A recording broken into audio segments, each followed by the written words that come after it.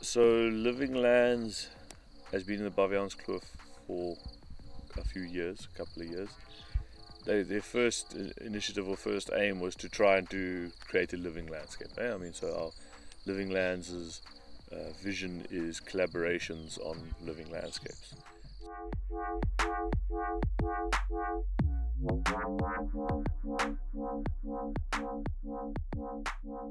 So to have multiple groups working together to have a functioning landscape. So I'm the landscape mobilizer as well as a coordinator of, and it just means I do the on-the-ground stakeholder engagement. As a coordinator, my role is to ensure that all the projects are aligned, that they don't clash with one another, and that they have the best interests of the landscape. And in the Baviaanskloof, it's a water catchment area. So one of the biggest challenges here is managing the water catchment so that it can function to provide fresh, clean water to downstream users. And a problem that came about here is high runoff from hill slopes, not enough vegetation cover.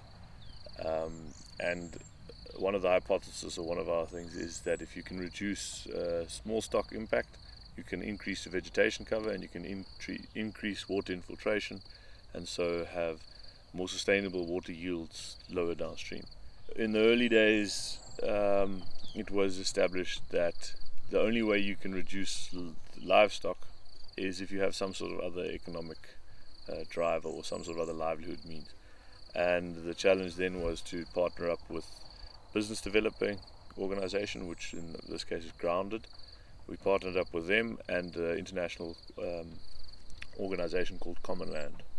And as a partnership, we tried to find what would be an alternative income stream, an alternative economic driver. We maintained that it should stay within the realms of agriculture, because that is the current major economic driver in the area. It just needed to be some sort of an alternative crop.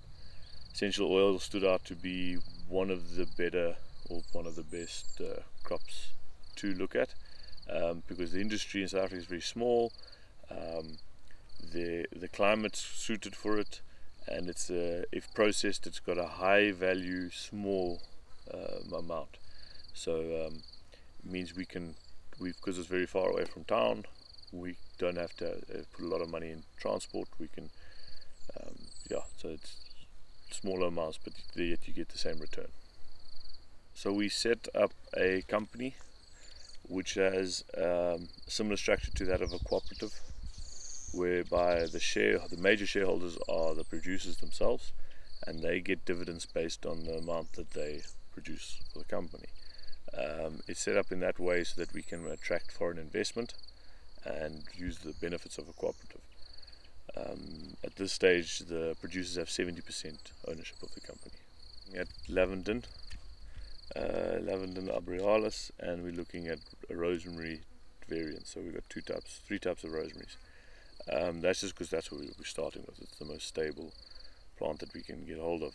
We do want to venture into more indigenous type crops at a later stage, but at this stage we're going into the ones that are trial and tested. The yields vary depending on growth season and establishment practices. So we're getting, you should be getting about 600 kilos to a ton of rosemary per hectare in the early days, because our plants are still small. Later on, that will increase. So the rosemary conversion from raw material to oil, we're getting about 0.5 to 0.6% conversion. So for every ton that you have, you're getting about between 5 and 6 liters or kilograms of oil. And the same, so for lavender, it's 1.6.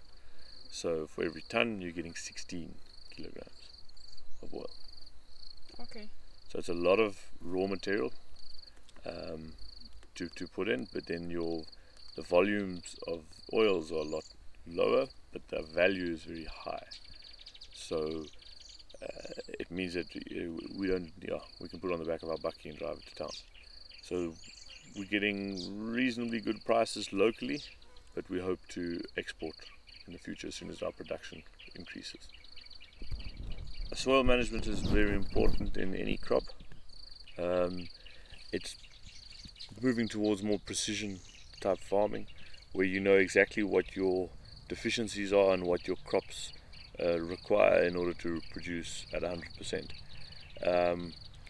If you've got a plant that's producing at 100%, then it's less susceptible to disease, it's less susceptible to pests and parasites, and therefore it's cheaper to manage.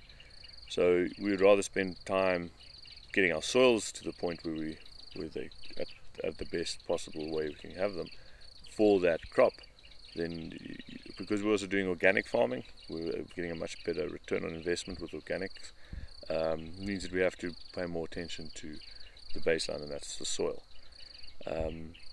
So the soil is obviously comprised of a range of different elements, but and very little is known about. So the microbial composition of soil is hugely understudied. No one knows what's going on. A lot of people profess to understand it, but it's largely there's a lot of lack of understanding around soil microbiology. Trace elements, also more information on that, more understanding of that, because the research has been around longer. And then of course your macro elements, which are very important as well, and never to disregard them just because there is a lot of understanding around them.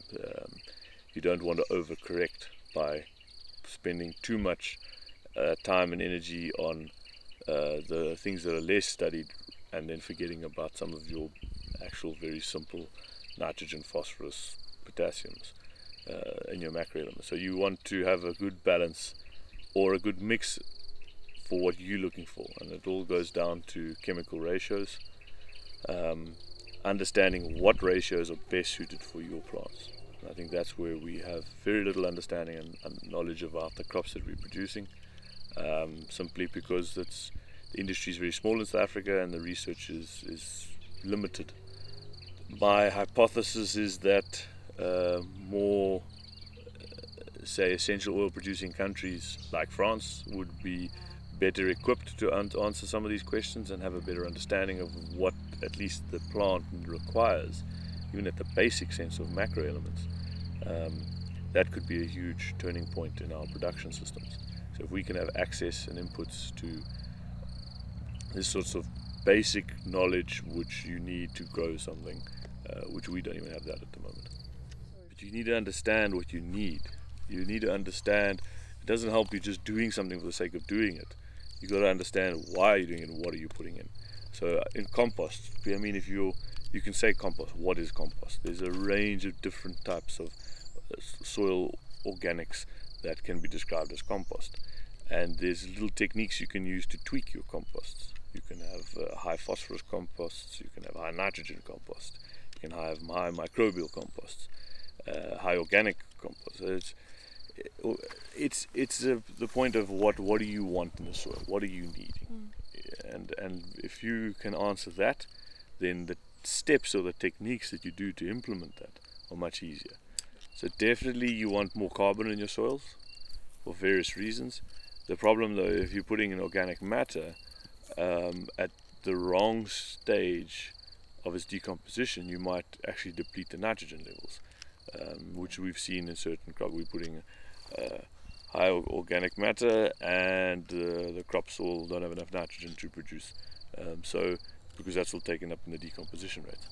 So it goes on there's no one recipe fits all. So the point is to understand what's going on in the soil and what you're needing, and to think about it and have critical and on top of that, you first got to understand what the plant needs. So different plants have different spectrums that they want to grow in. I mean, we don't even know the pH spectrum of this plant. We're assuming, majority of crops need a pH 6.4, and that's sort of just a standard. I mean, is this more acidic? Would be better, or a natural? I mean, what does the pH do in the soils? The pH allows certain minerals and elements to be taken up by the plant. So we don't know this. We don't know the plant. We don't know the plant. We don't know the soils that we have. So we've got samples. I mean, I've got standard laboratory testing of the 7 major elements and a couple of trace elements like zinc and magnesium, and we can look at those and give us a good understanding of what we're lacking, but it doesn't tell you what the ratios of them are or how to... And how it relates to life in soil and... Precisely, and how it relates to the plant's uptake.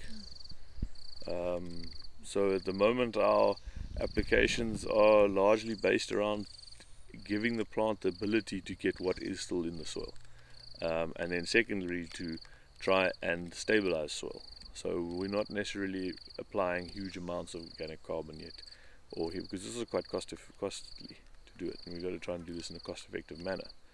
The whole point of this is that we do it in a way that economically it makes sense, and it has to make sense, otherwise we can't afford to do it.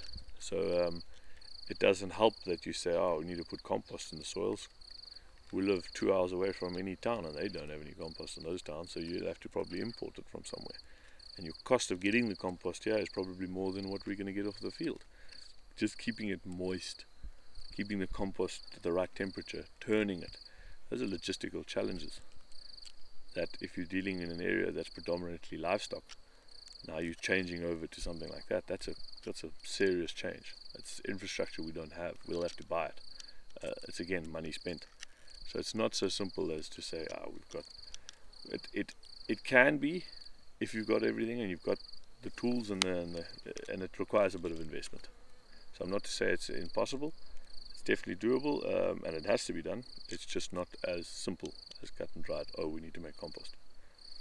We moved out of a very wet period in the 60s, 70s, when a lot of the farmers' parents were then farming, even up into the mid-80s.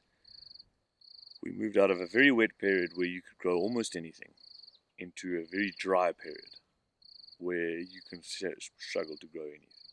And the generation that's had to take over now has felt that firsthand.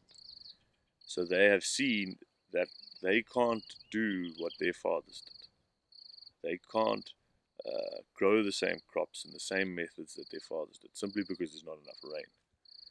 It's as simple as that. There's no major light bulb moment or aha, we need to go all organic and we have to go sustainable. It was just a simple practice. I can't do this anymore, I need to do something else. And so that has created a shift or a openness to look for alternatives. And when you have open to look for alternatives and people come with something that makes sense, then you trial it. So at the moment it's based on trial and error with certain inputs from certain people. Definitely helps. So knowledge is definitely gained from, I mean, we've been on a couple of courses and we have read up a few bit of material, but at the end of the day it's demonstration is key. So something that can be demonstrated to work. So you go to a farm, this is what they do, great, that works there, we trial it here, okay, it doesn't work, why? So it's a real learning by doing. So the motto here is act fast, fail fast, and learn fast. We just do it. If it stuffs up, we learn from it.